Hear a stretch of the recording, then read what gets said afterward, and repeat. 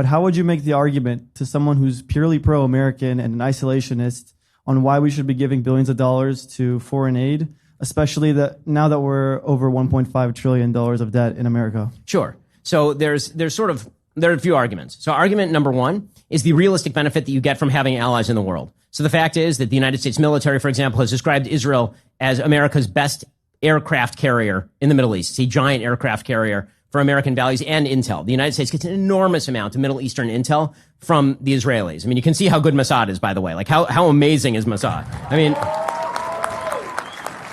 I've already told people that for Purim, which is, for those of you who don't know, is like Jewish Halloween, I'm planning on my family dressing up as Avi's Beeper Emporium for Halloween.